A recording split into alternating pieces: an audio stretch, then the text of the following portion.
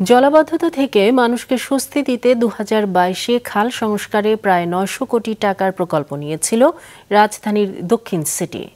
এখনও ঠিকমতো কাজই শুরু করতে পারেনি তারা। দুই সিটির খাল উদ্ধার ও রক্ষণাবেক্ষণ কার্যক্রম নিয়ে জাহেদ সালেমের 2 পর্বের ধারাবাহিকের শেষ পর্ব আজ। ছবি তুলেছেন জাকির হোসেন ও আশরাফুল হক। কদমতলী এলাকার শ্যামপুর মৃধাবাড়ি সড়ক সংলগ্ন শ্যামপুর খাল ময়লা আবর্জনা থেকে শুরু করে যত ধরনের বর্জ্য আছে তার সবই ধারণ করতে হয় এই খালকে। যে খালটি এলাকাবাসীর জন্য হতে পারত আশীর্বাদ, সেটি এখন যেন দুঃখের আরেক নাম। প্রায় 5 কিলোমিটার দৈর্ঘ্যের এই খালের প্রস্থ কোথাও 15 ফুট, কোথাও বা 35 ফুট। খালটিকে ঘিরে একাধিক স্বপ্ন দেখানো হয়েছিল এলাকাবাসীদের, কিন্তু কিছুই হয়নি। বারবার শুনছি যে খুব শীঘ্রই এটার কাজ ধরবে, কিন্তু কত তাড়াতাড়ি ধরবে সেটা কিন্তু আমরা জানি না। এই খালটার জন্য কিন্তু আমরা সবাই উদ্বিগ্ন হয়ে আছে যে কবে এই খালটা হবে, আমাদের পানি নিষ্কাশনের ব্যবস্থা হবে, আমাদের জনজীবন স্বাভাবিক হবে।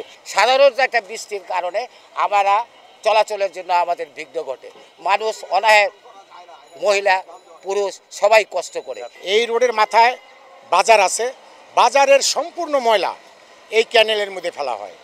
ক্যানেলের পাশে যাদের বাড়ি, তাদের বাড়ির ময়লা, তাদের কোনো ডাস্টবিন নাই, এই ক্যানেলটাই যেন তাদের ডাস্টবিন। খিলগাঁওয়ের জিরানি খালেরও একই অবস্থা। কাগজে কলমে খালটির দৈর্ঘ্য প্রায় 8.5 কিলোমিটার। সিটি কর্পোরেশনের পক্ষ থেকে খালটি উদ্ধারের কথা বারবার বলা হলেও সেটি শুধু বিবৃতির মধ্যেই সীমাবদ্ধ ছিল বলছেন এলাকাবাসী। মাঝে উদ্ধারের নামে খনন করতে এসে উল্টো খালের পাশের সড়কটি ক্ষতিগ্রস্ত করেছে কর্পোরেশনের কর্মীরা। নদী খনন বা খাল খননের জন্য যেভাবে সিস্টেম, এটাকে ওইভাবে কিন্তু হচ্ছে না। মাটিগুলো নিচ থেকে তুলে পরে এইখান থেকে রাখে, আবার এই রুটগুলো সব নিচে নেমে যাচ্ছে। খাল কিন্তু আবার আগের জায়গায় চলে যাচ্ছে।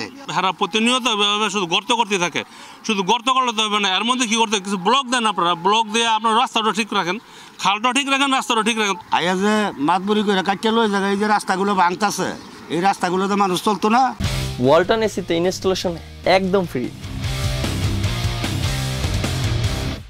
দক্ষিণ সিটির আওতাধীন শ্যামপুর, জিরানি, মান্ডা ও কালুনগর খালকে ঘিরে যে প্রকল্প নেওয়া হয়েছে সেটি বাস্তবায়ন হলে বদলে যাবে এই এলাকার চিত্র, বলছেন দক্ষিণের মেয়র। মাননীয় প্রধানমন্ত্রী আমাদেরকে যে প্রকল্প দিয়েছেন প্রায় 1000 কোটি টাকার মতো 4টা খাল নিয়ে, এই কাজটা আমরা শুরু করে দিয়েছি।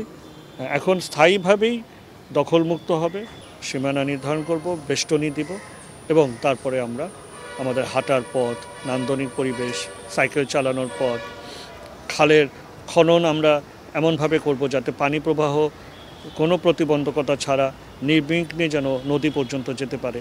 আদি বুড়িগঙ্গা উদ্ধারে গুরুত্বপূর্ণ ভূমিকা পালন করলেও খাল উদ্ধারে দক্ষিণ সিটি তেমন কোনো ভূমিকায় রাখেনি, অথচ প্রকল্প ঠিকই নিয়েছে, বলছে রিভার অ্যান্ড ডেল্টা রিসার্চ সেন্টারের চেয়ারম্যান। এখন বলা হচ্ছে মেয়রদের পক্ষ থেকে এবং রাষ্ট্রের বিভিন্ন পর্যায় থেকে বলা হচ্ছে ঢাকার খাল দিয়ে নৌকা চলবে। আগে খালটা উদ্ধার হোক, তারপরে নৌকা চলে না জাহাজ চলবে সেটা আমরা পরে দেখতে পাবো। হ্যাঁ, আর এই ময়লা পানির ভিতর দিয়ে কি নৌকা চলবে? যে খালের গভীরতা হচ্ছে কোথাও মাজা পানি, কোথাও বুক পানি, কোথাও 5 ফিট, কোথাও 3 ফিট। ওয়াকওয়ে সাইকেল দেন তো আপনি খালের ভিতরেই করবেন, খালের জায়গার ভিতরে, এটা আরেক দখল। আমাদের এই ধরনের প্রতিশ্রুতি দরকার নাই, খালটা দয়া করে উদ্ধার করেন। দীর্ঘদিন ধরে খালগুলো ময়লা আবর্জনা পরিষ্কার না করায় এবার বর্ষা মৌসুমে ভয়ানক জলাবদ্ধতার আশঙ্কা করছেন খালপাড়ের স্থানীয়রা। জাহেদ সেলিম, মাছরাঙা সংবাদ, ঢাকা।